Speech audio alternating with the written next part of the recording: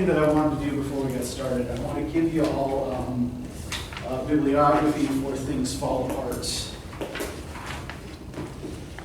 I realized I forgot to do this for the Louise Bennett poems. I'll get one to you for that.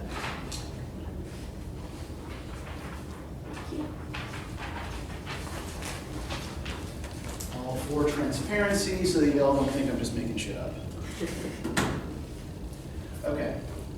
So the first thing that I want to do is just briefly go over the vocab quiz, which, you know, pretty much everybody did just fine on. You know, if you show up and take notes, you should do fine on it.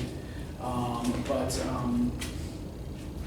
the reason I want to go over it is just to help these ideas stick in your minds, because this is all stuff we're going to be coming back to again and again, right? Okay, so can somebody remind me what derivation and corruption? I think you said it was based on like people's feelings about something. Okay. Short version is people's feelings. Okay, so give me the long version. Generally speaking, if there's a, you know, if I don't specifically ask for the short version, I want the long version. Okay. Because I want to know you understand it. Well, that was based on people how they feel about something, like with corruption, like Uh-huh. who has been that she said like the Jamaican language is like corrupted for some reason, while deprivation is like not in a way. Yeah, specifically here we're talking about language, right? Mm-hmm. And we're kind of talking about a phenomenon where, like, all language is drawn from other languages, is influenced by other languages, but the way we describe that influence depends on the social prestige of the speaker, right? Mm-hmm. So if it's something that, if it's a high prestige dialect, we call it a derivation. If it's a dialect spoken by people with lower social status, it's a corruption, right? And this comes from what text, what author? Louise Bennett. Jamaican language? Jamaica language, yep, good. Okay. What's the Atlantic Trade Triangle? The trade passes basically between Europe, Africa,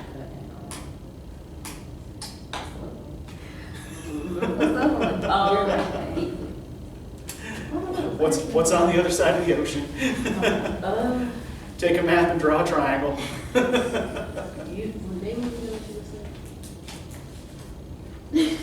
I'm looking at it, but I'm not sure if it's this one. U.S. No, I don't know what's that. West, South Africa, Caribbean, no. Yeah. Oh. Yeah, you're talking, so for our purposes, right, typically what we mean is England to West Africa to the Caribbean back to England, right? So you get manufactured goods from England to Africa, where they pick up cargoes of slaves, gold and spices, maybe ivory. Take that to the Caribbean, trade that for sugar, rum, molasses, maybe tobacco, and then take that back to Britain and repeat, right? And this is pretty much relevant to anything that we're talking about right now. So you could probably take any of the course texts and attach this to it. Okay, what about the Windrush generation? What was the Windrush generation? like the period of immigration. When did this happen?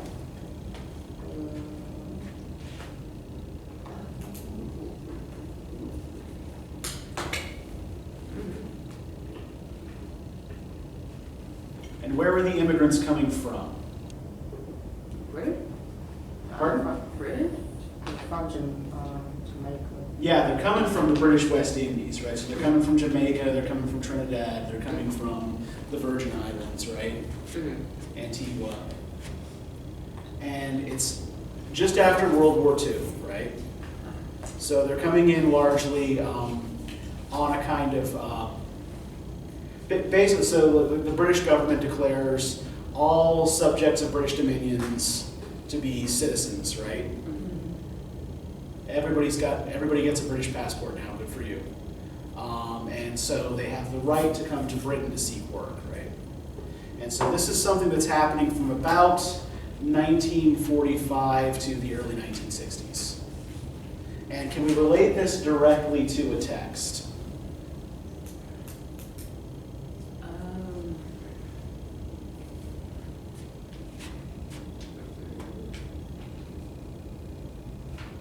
Could be any of them. There's a specific time. Yeah, there's one specific, I mean, you could relate it to a couple of texts. There's one specific one that I have in mind here, right? Was it the poem, the boy? Was it that one? You could relate it to Dwyfoot Boy, right? Uh-huh. You could also probably relate it more directly to colonization in Oh, reverse. that one. Yeah. Okay, what about appropriation?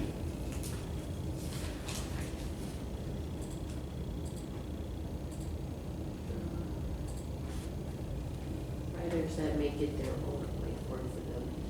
Like they're writing English and they better make it work for them. Yeah, Basically. yeah, so instead of writing in either their native language or, or something other than the Queen's English, right? They write in standard English and adapt it to their own cultural circumstances, right? Yeah, so exactly. They're appropriating the English language and making it work for them and for their culture. Stick a pin in this one because this is something that is going to be coming up not only today, but again, like kind of a lot, right? Who or what were the Maroons? Well, who were the Maroons? Not what. They were the free blacks that created their own little community within Jamaica. Yeah, it's the communities of free blacks in Jamaica who sometimes participated in uprisings throughout the 19th century, right? But mostly just kind of tried to be left alone. All right, so what's the importance of sugar cane for our purposes? We all know what it is, right? It's a plant, you make sugar out of it. Why is it important for our purposes in this course? Well, I guess with the one was one of the major like imports or exports. I mean, Yeah. and that's when they started, getting the slaves to, farming, sugar cane plants and stuff.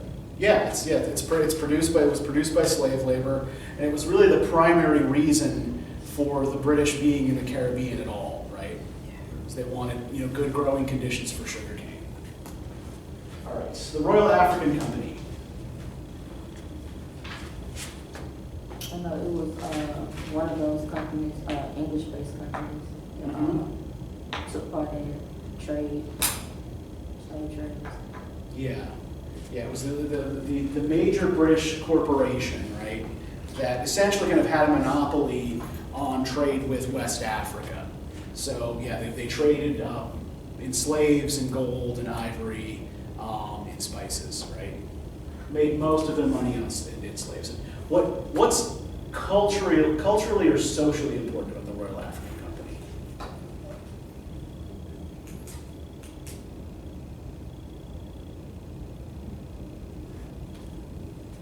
Was this just a bunch of faceless businessmen sitting around a table?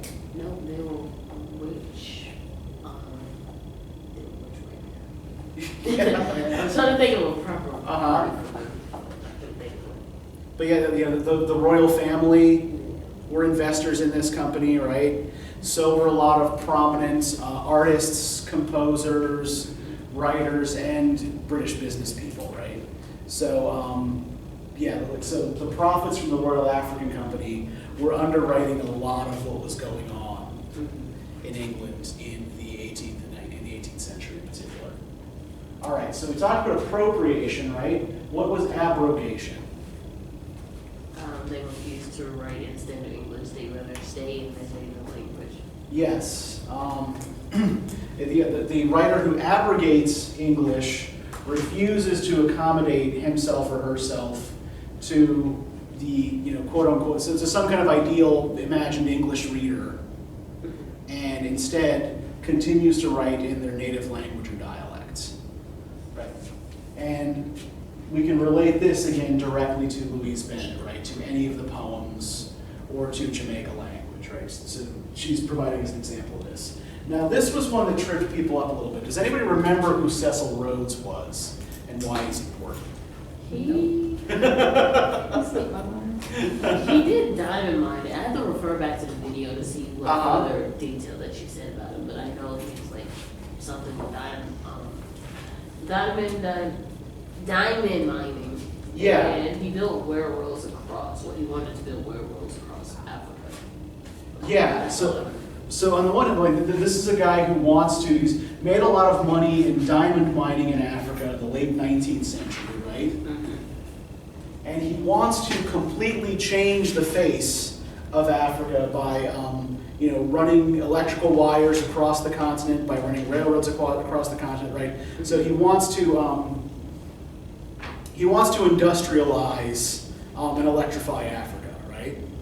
But what else was important about Cecil Rhodes and his system of beliefs?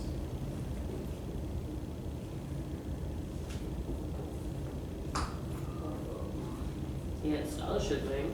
Yeah, there's a scholarship named after him that brings students to study in Britain, right? Mm-hmm. And why would Rhodes think that students needed to come to study in Britain? What's he hoping is going to happen to them? What's he hoping they're going to realize? Everything's not what it seems. What's that? Everything's not what it seems. Well, what did he believe about the British specifically? They drink tea. They do drink They tea. were like the, like the top, like superior or something. Like Exactly, yeah. So Rhodes is a British supremacist, right? Mm-hmm. So, his whole scheme to electrify and build railroads across Africa and to industrialize Africa is in part to make Africa more British, right? Mm-hmm. He wants to make every place more like Britain and all people more like the British, which is why a lot of people now protest the fact that the Rhodes Scholarship is named for him, right? So there's been a big backlash against that in recent years. Mm-hmm. Now, what about the Taino? Does anybody remember who the Taino were? They were timid and naive people that Spanish people made it easy for Spanish people to collect. Were the Taino actually timid or naive? Can we say that for sure? I don't think so. Yeah, we can't say that for sure, right? Christopher Columbus said they seemed timid and naive, right? To make it look like they'd be soft and easy to conquer, right? But yeah, they are the indigenous people of Jamaica and certain other Caribbean islands who largely died off as a result of Spanish colonization, right?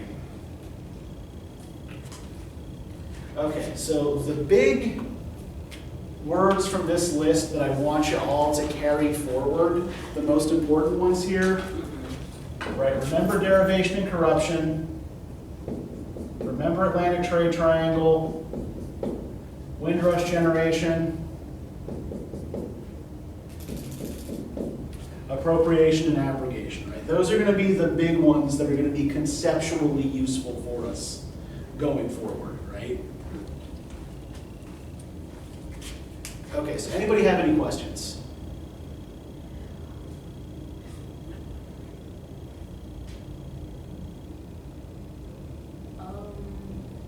But some of them associate to like one of the poems and stuff.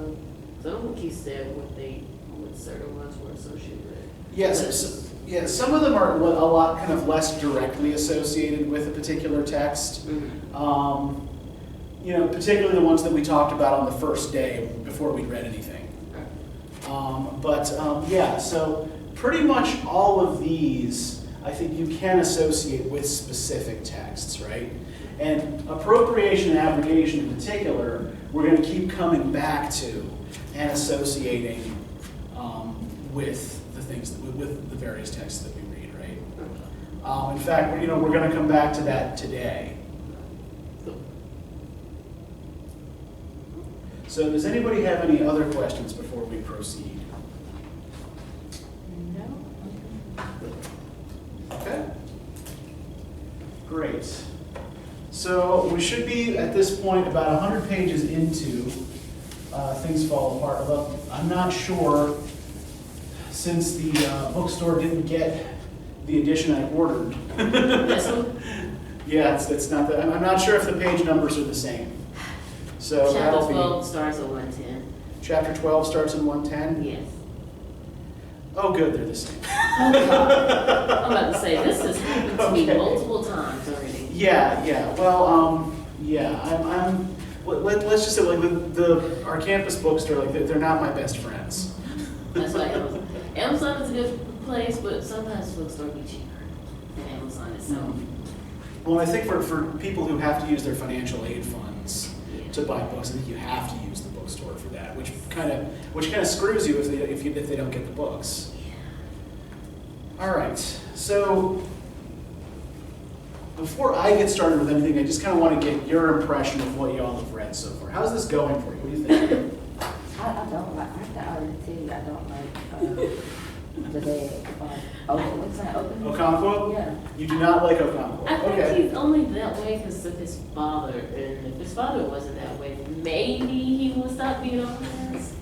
Well, let's lean into that for a minute, right? Because I think that this kind of theme of inheritance is actually pretty important, right? So we have Okonkwo and his father Unoka. And how are they different from each other? One was a weakling, or seen as a failure. Okay, yeah. Well, what's the word? Like, there's a specific Igbo word that is used to describe Unoka. Somebody used, I don't remember the book.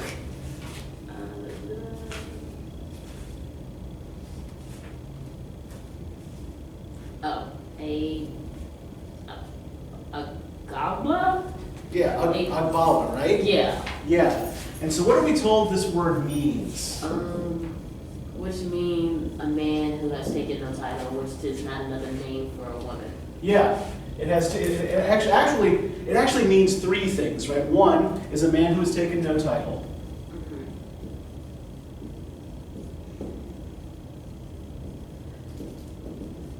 So what this means, like in the context of this culture, right, is a man who has been initiated into adulthood, but has not otherwise been initiated into any other level of social distinction, right? So somebody who's just like kind of like, okay, like, you know, I'm an adult now, and then that's it, I'm gonna stop there. So someone who has taken no titles is in many ways kind of not fully mature, right? But yeah, as you said, it's also a word that's used for a woman. So, how does this whole idea here seem to color Okonkwo's worldview? Knowing that his father is someone who's referred to as Agbala.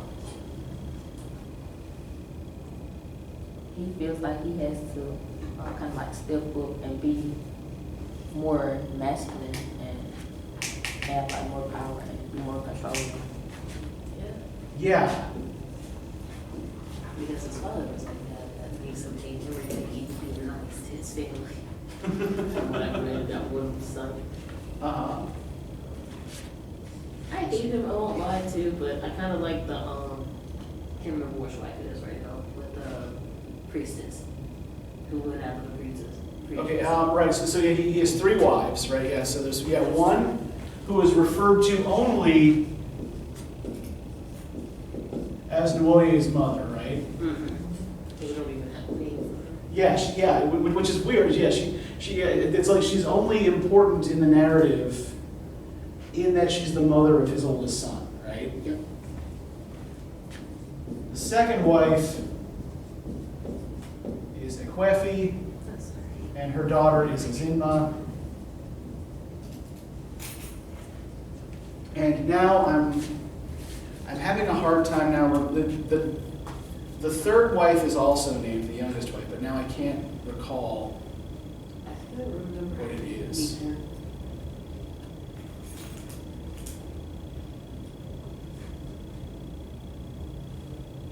She doesn't come in, she doesn't seem to come into this much. Ojiugo is the third wife.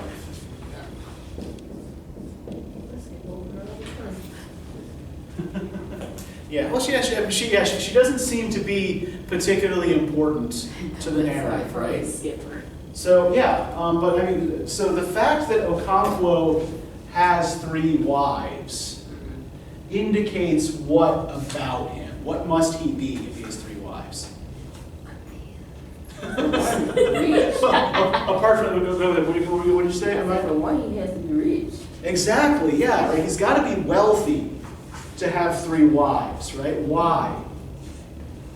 He's got to provide for his wives. He's got to provide for them, right? Yeah. And like most polygamous cultures in which a man can marry more than one woman, instead of the woman paying a dowry to the husband or the husband's family, as used to be common in a lot of monogamous cultures, usually the husband has to pay a bride price to the woman's family, right? So he has to be wealthy to get more than one wife in the first place. And he has to maintain that in order to support the wives and the children, right? So yeah, the fact that he has such a large family, yeah, is an indication of wealth and prosperity.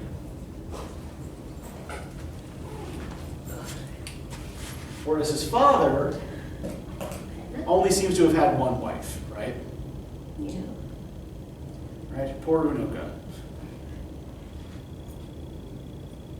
And what else do we know about Unoka? Do we know about the father?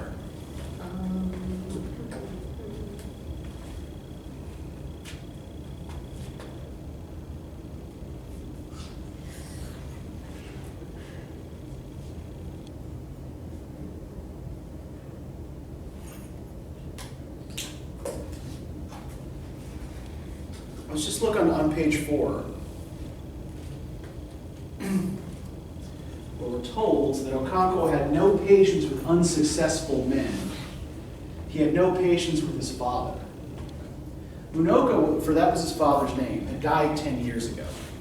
In his day, he was lazy and improvident and was quite incapable of thinking about tomorrow.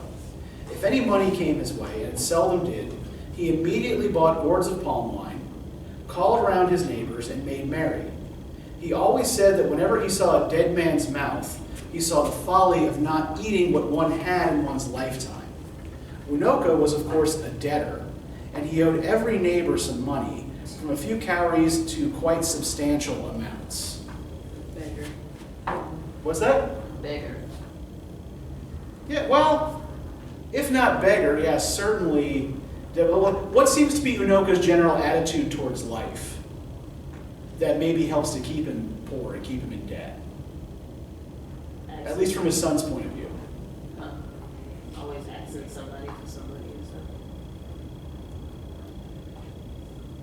Well, does this necessarily say that Unoka goes around asking people for money? Or is it more about what he does with money when he has it? He was just like very careless. So, I'm sorry, what? He was just very careless. Okay. Although, like, there is a logic to what he does and says, right? Is Unoka more present focused or more future focused? Present focused. Yeah, Unoka was very much focused on, okay, enjoying yourself in the here and now, right? Mm-hmm. If I have money now, I'm going to spend it and enjoy it. I'm not going to worry about tomorrow, right? I feel like that's what teenagers deal with, or just adults that don't really have to pay bills. Okay, yeah. Present focus. Yeah, this is something that we often associate with immaturity, right? And we know that Unoka is a man who has taken no titles, right? Mm-hmm. So there's maybe a kind of arrested development here. And what's his other favorite thing to do? What else does he enjoy doing with his time? Spend time with his family, Okay, they drink the palm wine, right? Oh, yes. He was tall but very thin and had a slight stoop. He wore a haggard and mournful look, except when he was drinking or playing on his flute. He was very good on his flute, and his happiest moments were the 2 or 3 moons after the harvest, when the village musicians brought down their instruments hung above the fireplace. Unoka would play with them, his face beaming with blessedness and peace. Sometimes another village would ask Unoka's band and their dancing agugu to come and stay with them and teach them their tunes. They would go to such hosts for as long as 3 or 4 markets, making music and feasting. Unoka loved the good fare and the good fellowship, and he loved this season of the year, when the rains had stopped and the sun rose every morning with dazzling beauty. And it was not too hot either, because the cold and dry Harmattan wind was blowing down from the north. Some years the Harmattan was very severe, and a dense haze hung in the atmosphere. Old men and children would then sit round log fires warming their bodies. Unoka loved it all, and he loved the first kites that returned with the dry season, and kites falcons here, not like kites that you fly. He loved the return with the dry season, and children who sang songs of welcome to them. He would remember his own childhood, how he had often wandered around looking for a kite sailing leisurely against the blue sky. As soon as he found one, he would sing with his whole being, welcoming it back from its long, long journey, and asking it if it had brought home any lengths of cloth. So, I mean, who actually seems like a more pleasant person to be around? Unoka or Okonkwo? Unoka. Yeah, I mean, Unoka, right, doesn't seem to be violent, right? Enjoys his time. Yeah, enjoys life, prefers peaceful pursuits like music, right? Enjoys nature. And all of this, I think, kind of helps to shape what Okonkwo regards as masculine or feminine behavior, right? Because his father is Agbala, right? The things that his father enjoys, the things that his father appreciates, must be womanish, right? Mm-hmm. So gentleness, peace, music, right? All of this, right? That's women's stuff. He's a feminist.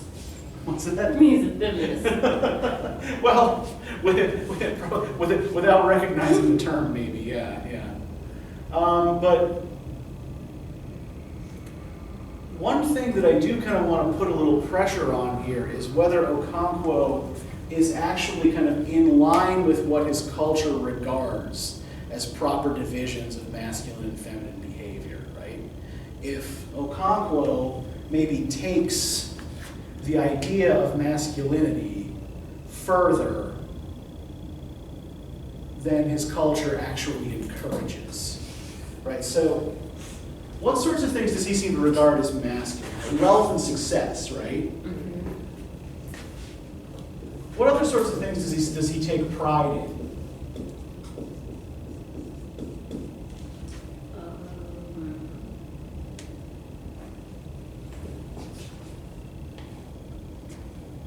Kind of being like in control of like his wife and children. Okay. Yeah, control, right? And how does he assert control over his wives and children? Well, he nags at his kids and beats them to correct their mistakes or whatever he sees laziness. Yeah. I mean, when they do something he doesn't like, right? Mm-hmm. He corrects them with violence, typically, right? He beats them or threatens them. Mm-hmm. So he seems to associate this kind of masculine control over the family, right? With not giving an inch,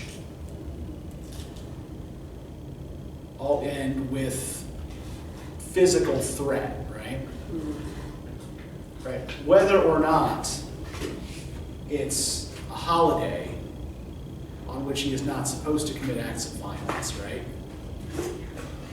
So, his own injured feelings often, or injured sense of masculinity, will often take precedence over even the traditions of his people, right? And one thing that I do want everybody to try to understand here is that the novel actually does want us, on some level, to sympathize with Okonkwo, if not necessarily to like him, right? And let me just kind of explain like where this particular novel is coming from and why it's historically important, right?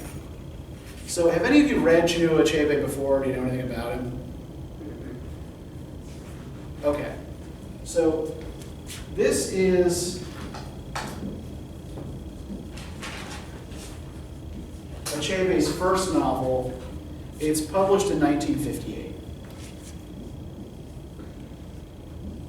And it's noteworthy for being one of the first African novels published in English that is written from the perspective of a cultural insider rather than an outsider writing about Africa, right? So a lot of what Achebe is doing is reacting to European depictions of Africans and in particular to certain novels of the late 19th and early 20th centuries that were particularly vicious in their depiction of Africans, this kind of undifferentiated mass of peoples, right? With little agency, with very little cultural development, right? With, who are basically important for being not Europeans, and who exist in the novels really only as kind of foils for the European characters to show their own true colors, right? So have either of you ever read Heart of Darkness by Joseph Conrad?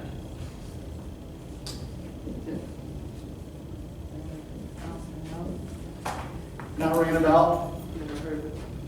Okay, so Heart of Darkness is one of the best known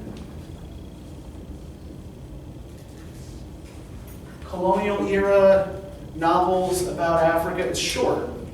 It's really more of a novella than a novel. And it involves a long tale told by a narrator named Marlowe, who is he's a ship's captain, about a trip he took up the Congo River into Central Africa to try to relieve an ivory hunter for a Dutch company by the name of Kurtz. And it's pretty savage, it's pretty brutal in its depiction of Africans, even as it seems to be kind of anti-colonialist, right? So Conrad's arguments against colonialism are really more because of the nasty things he thinks it brings out of Europeans, rather than any kind of real justice for Africans, right? He doesn't seem to acknowledge as having any real societies of their own, right? And so what Achebe is trying to do is turn back the clock to what his own native society, the Igbo people of what is now southwestern Nigeria,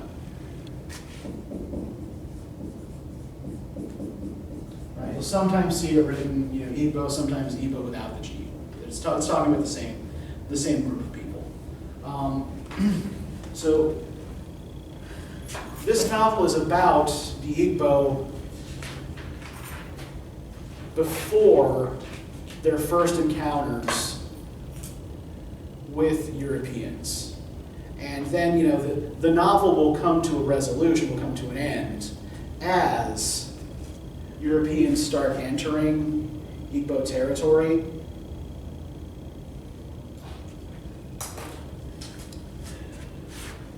But what Achebe is trying to do is show that there were existing social structures, an existing culture, an existing religion, an existing justice system, existing systems of commerce, and skilled agricultural labor before the coming of Europeans, right? So it's not that, civilization isn't something that Europeans just came and dropped off, right?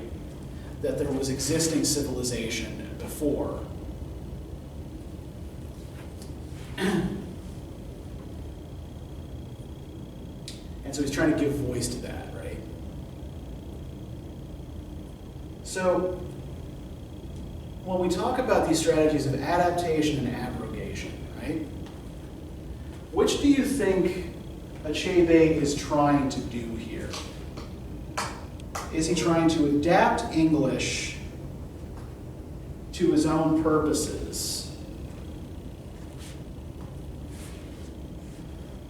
Or to the purposes of his particular cultural background? Or is he refusing to engage with standard English and writing in some other linguistic tradition? I feel like it's both. Okay, why would you say both? Well, the book is in English. Yeah. Mm-hmm. And some of his own, such it is from his own personal experience, some of the stuff like Sure. the how his father is described, that's in his language. Yeah. He's still keeping it as his English. He's still going back to his language. Yeah, there are Igbo words that are used, right? So we have words like ambala, for example. But do you notice that those words are always in italics? Yeah. And he often provides a definition immediately afterward, right? Yeah. So what does this tell us he's assuming about his audience? That we don't know what it is.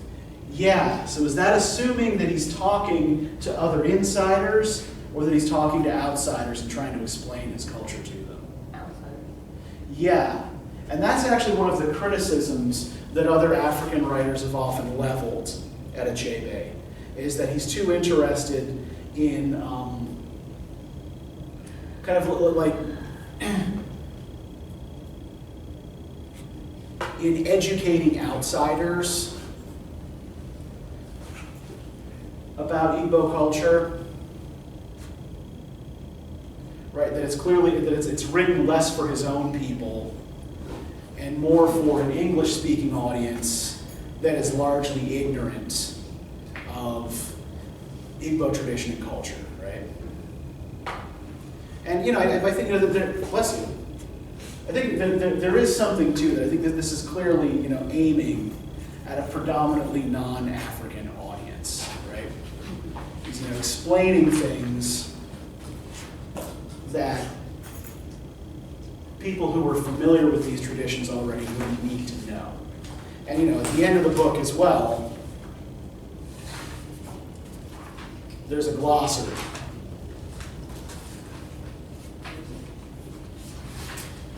So, when these... Oh, that's yeah, so when you encounter these Igbo words, right, and on the rare occasions when he doesn't define it for you, you can always turn to the back of the book and there it is, right?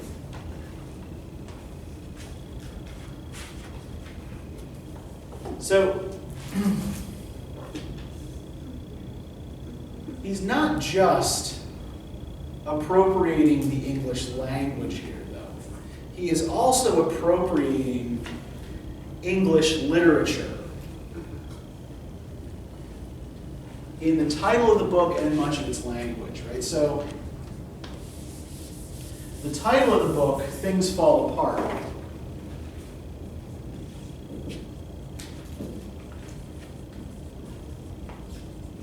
is taken from a poem called The Second Coming by the Irish poet W.B. Yeats.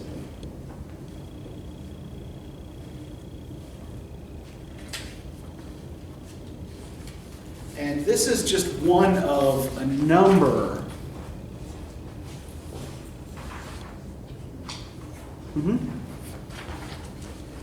of references to Yeats that we find in the text. But let's start with this one. Have either of you read this poem before? Are any of you familiar? Are either of you familiar with it? Okay, Kira, you've seen it before? I can't remember what she was class, but I think it was one of Dr. Bryan's classes. Okay, probably Bridlin too? Yeah. Yeah. I would imagine you, I mean, I assigned this to Bridlin too, so I imagine it's probably I know Dr. Waters, he did too. That was Bridlin Fritz Hoover. I think American literature or British literature, one with Bryan. Yeah, I don't think you wouldn't do this one in American Lit, probably, yeah. So, okay. So, let's just kind of quickly kind of go through the poem and what basically is going on here and how it's relevant to Achebe's work, right? So, turning and turning in the widening gyre, the falcon cannot hear the falconer. Things fall apart, the center cannot hold. Mere anarchy is loosed upon the world. The blood-dimmed tide is loosed, and everywhere the ceremony of innocence is drowned. The best lack all conviction, while the worst are full of passionate intensity. Surely some revelation is at hand. Surely the second coming is at hand. The second coming. Hardly are those words out when a vast image out of Spiritus Mundi troubles my sight. Somewhere in the sands of the desert, a shape with lion body and the head of a man. A gaze, blank and pitiless as the sun, is moving its slow thighs, while all about it reel shadows of the indignant desert birds. The darkness drops again. But now I know the 20 centuries of stony sleep were vexed to nightmare by a rocking cradle. And what rough beast, its hour come round at last, slouches towards Bethlehem to be born? So I'm going to assume that this probably doesn't make a whole hell of a lot of sense to you, right? If I'm wrong, correct me. The title itself felt like it was like a second coming of Jesus. I don't think that's what that whole is. Well, it kind of is, although Yeats isn't really a Christian, at least in the conventional sense, right? Yeats, and this is kind of one of the things that is slightly embarrassing to a lot of Yeats scholars. Yeats thought he was a wizard. He's a wizard. Yeah. He belonged to these various magical societies that were operating in Victorian Britain that, let's just say, they believed a lot of very strange things. And one of the things that Yeats believed that was deeply strange was that these kind of cycles of history were driven by interlocking, constantly rotating cones called gyres. And as the gyres kind of like moved in and out, right? When they came to a certain point, the old order, whatever it was, would end, and some kind of new world order would begin. It's more complicated than this. I'm just trying to give you the quick and dirty version. So Yeats believed that, kind of like in the 1920s. Can you read this word with gyres on it? What's that? What are gyres? These spinning cones, right, that rotate in and out of each other. And these are the things that Yeats thinks move history forward, right? And yeah, so when they reach that certain point, the old order ends, a new order begins. And he thought in the 1920s that we were on the cusp of some new order where the Christian era was about to end and something else was about to come and take its place. So I think what's important here for Achebe and why he chooses the whole things fall apart as the line from the poem, as the title of his novel, right? Is that for the Igbo, that moment is coming in the novel, right? They're about to have this encounter with English people, after which nothing they know, right, nothing they knew will ever be the same. Everything's going to be different. Bless you. Right? Everything's going to be different from here. There's like this impending cultural disaster.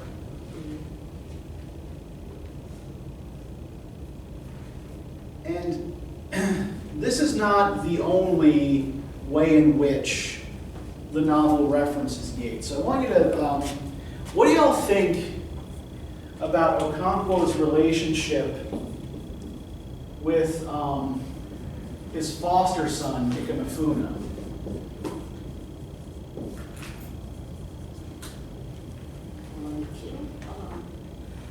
Yeah. I'm not happy about that one still. Yeah, I mean, and that's really one of the hardest, one of the hardest parts of the novel really to take, right? What is he told by the elders of his village, right? Not to kill him at all. Yeah, so okay, look, Abala has decided that the boy needs to die, right? Mm-hmm. But the elder of the village tells him that the boy calls you father, right? Do not have a hand in his death. And Okonkwo doesn't listen, right?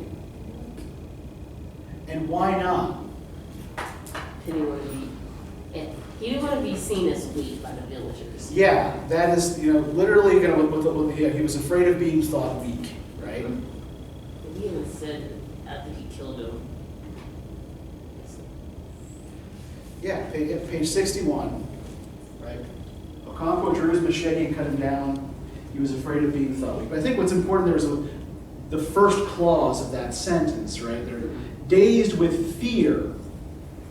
Okonkwo drew his machete and cut him down. He was afraid of being thought weak. So this isn't something he does out of strength, right? He does it to try to show that he's strong and masculine and merciless, right? But he does it because he's afraid of what other people will think of him if he doesn't. Now he has to live with it. For the rest of his life.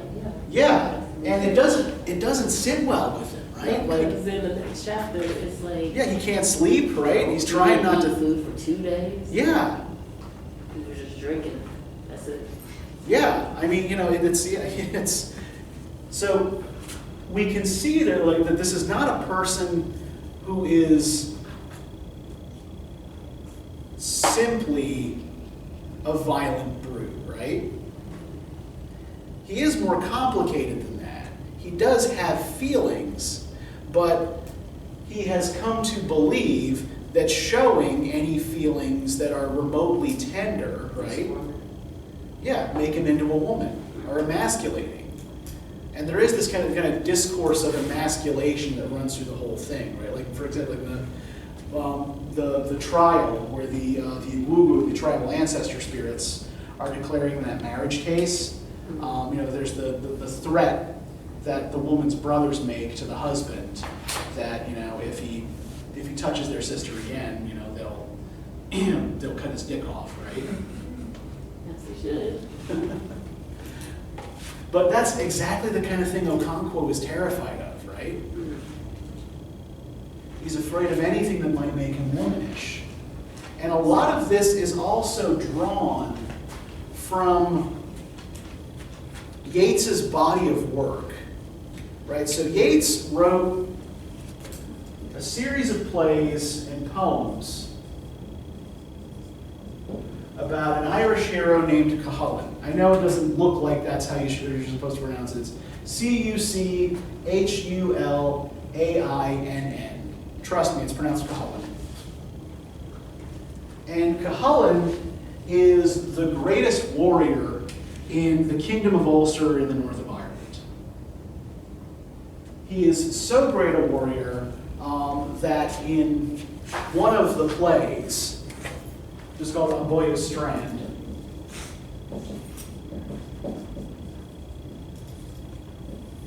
the king of Ulster tries to bind him with an oath, right? Cuchulainn has always obeyed him, but he's worried that he won't obey his sons when he dies, because Cuchulainn views the king's sons as weaklings. Right? He doesn't respect them enough to obey them. So, as all of this, as they're arguing back and forth about this oath that Cuchulainn is, refusing to take,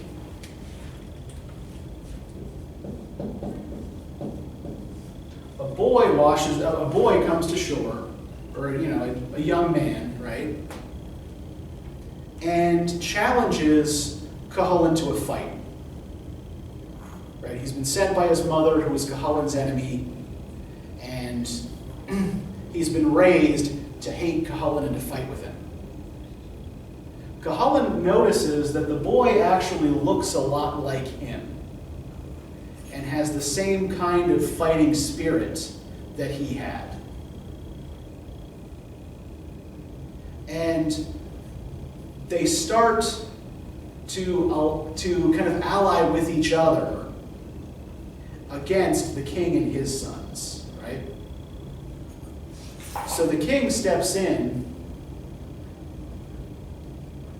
and reminds Cuchulainn that this boy is an enemy, right? He's bewitched you. He's making you think womanish thoughts. Better do something about it. Cuchulainn kills the boy and then learns afterward that the boy he's just killed was His brother? son. His son, Oh. yes. Oh. He learns that the boy he has killed was his son. Oh, and then the woman that sent the boy was the mother of the Yep. child. Yep. Perhaps explaining the undying enmity. Yes, but yeah. So yeah. And when Cuchulainn realizes what he's just done, he goes mad and begins fighting with the sea. Right? Battling a natural force that he has no hope of triumphing over.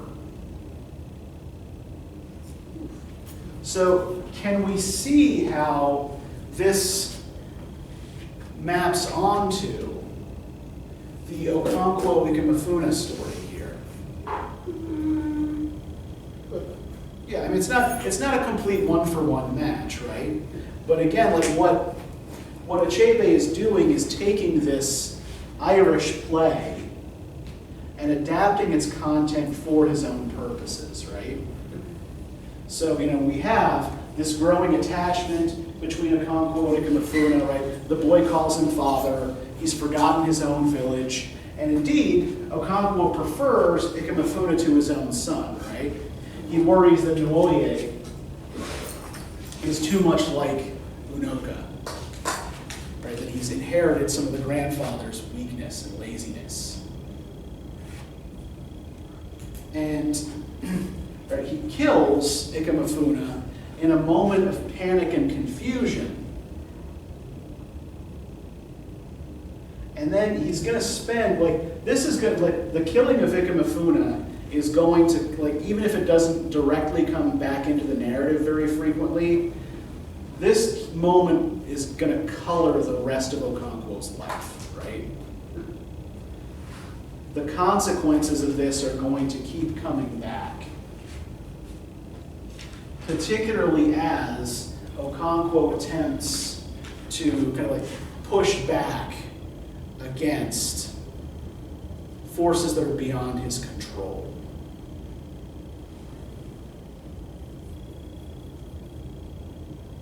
Now, we also have, Yeats is not the only British author whom Achebe is adopting, right? There's the frequent appearance of kites here, also like kites. Basically, kites are falcons. That's also a reference to the Yeats poem, right? The falcon cannot hear the falconer. But let's see. Here we go. It's right on page 13. Right. Okonkwo ruled his household with a heavy hand. His wives, especially the youngest, lived in perpetual fear of his fiery temper, and so did his little children. Perhaps down in his heart, Okonkwo was not a cruel man, but his whole life was dominated by fear, the fear of failure and of weakness. It was deeper and more intimate than the fear of evil and capricious gods and of magic, the fear of the forest and of the forces of nature, malevolent, red in tooth and claw. Do either of you recognize the phrase, red in tooth and claw?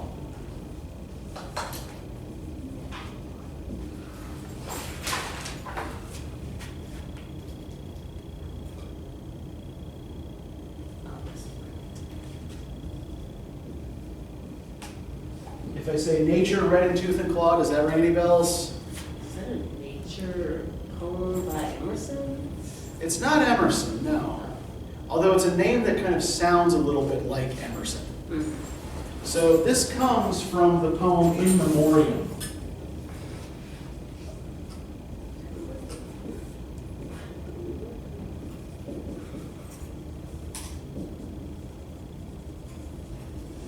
By Alfred Tennyson. So, In Memoriam is a very, very long poem. Very, very long. Long indeed. And it's Tennyson's lament for his best friend, Arthur Henry Hallam, who died very young, right? And the reference to nature red in tooth and claw in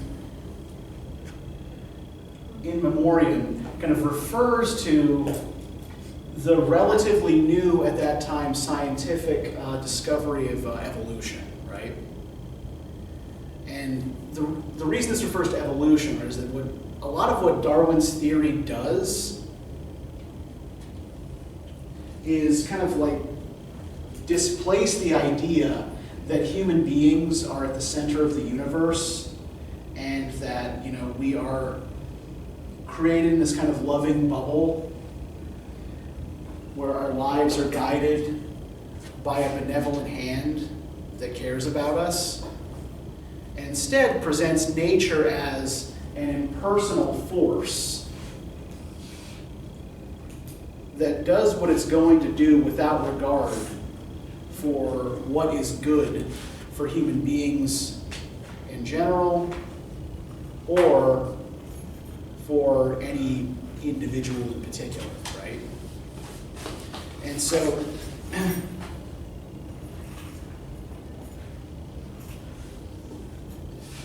Okonkwo does not fear evil, he does not fear magic, he does not fear the forest, he does not fear the forces of nature, right? He fears himself, right? His fear is internal. His fear is that he will give in to things like grief, like mercy, that he regards as weak. In this case, as a woman. Yeah, because that's his word for weakness, right? Mm-hmm. And yet, who's his favorite child? Can I remember her name? Yeah. He kind of wished she was a boy. Yeah. But He mentions that he wishes she was a boy. When she asks to carry his stool at the festival, right? He says like, no, that's a boy's job, right? Mm-hmm. So he seems to have this very kind of strong gendered idea about who's supposed to do what. My son can do this, my daughter can't. My daughter can do this, my son can't, right? Yeah. Right? Even when it comes to farming, even like farming labor is gendered, right? There are women's crops and men's crops. And men's crops are regarded as more important. Yams are regarded as a man's crop and are the most important thing one can farm, right? You was having a conversation with, like on page 65, it's like, when did you become a shivering old woman? It's like, describe it, because that was like the after effect of him killing his son. Yeah, He went to talk to his friend, Uh-huh. like how, can I pronounce his name? His son is old enough to impregnate a woman, while he also wished his daughter was still a male. Yeah, but even when he's accusing his friend of weakness, right? Mhm. But is his friend really the one he's angry with? or upset with. Yeah, he's upset with himself, right? And he's projecting it onto Obiarika, right? Who says to him, not unwisely, right? Right. Okonkwo says, you sound as if you question the authority and the decision of the oracle who said he should die. I do not. Why should I? But the oracle did not ask me to carry out its decision, right? And there's an implicit criticism of Okonkwo. There's like, you weren't told to go out and do this. In fact, you were told not to have a hand in it, right? The most you were expected to do was not stop it.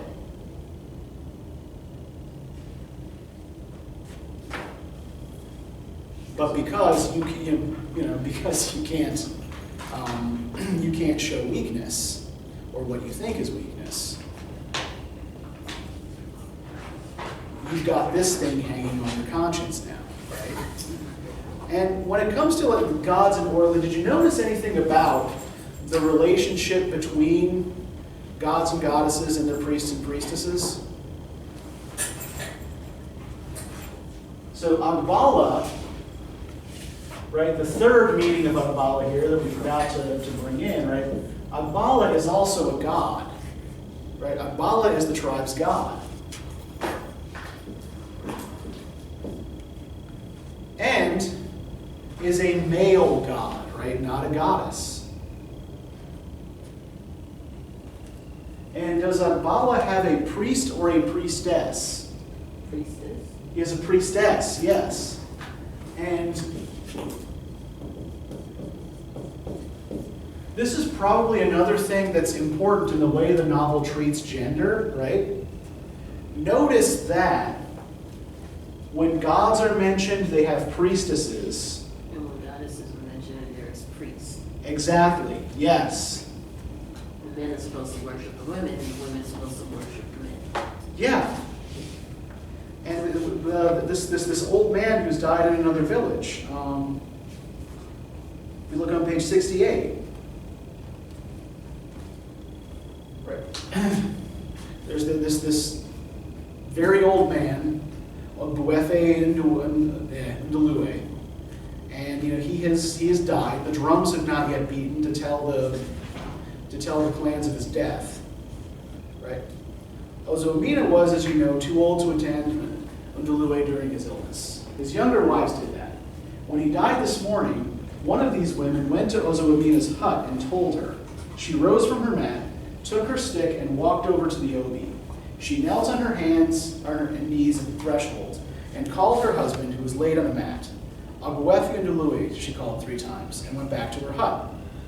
When the youngest wife went to call her again to be present at the washing of the body, she was found her lying on the mat dead. That is very strange indeed, said Okonkwo. They will put off Ndulue's funeral until his wife has been buried. That is why the drum has not been beaten to tell Umuofia. It was always said that Ndulue and Ozoamina had one mind, said Obiarika. I remember when I was a young boy there was a song about them. He could not do anything without telling her. I did not know that, said Okonkwo. I thought he was a strong man in his youth. He was indeed, said Ofowidu. Okonkwo shook his head doubtfully. He led Umuofia to war in those days, said Obiarika. So, the fact that this old man told his senior wife everything, right, and that they died on the same day. Okonkwo was not, he didn't see that as strong. Yeah, he sees that as weakness, right? But do the others see that as weakness? Yeah. This was a man and his wife with a very strong bond, right? Who respected each other. But if he doesn't have. I don't like him. I'm just gonna throw a lot of shots at him. Is he has a redemption? I don't. Yeah, well, the wife he seems to have the strongest bond with, right, is the second wife, Akwefi, right? And some of that might be over their worry over the daughter Azimma and Akwefi's difficulties, bearing children. But maybe we'll kind of like get into a little bit of that next time. There is some kind of reference here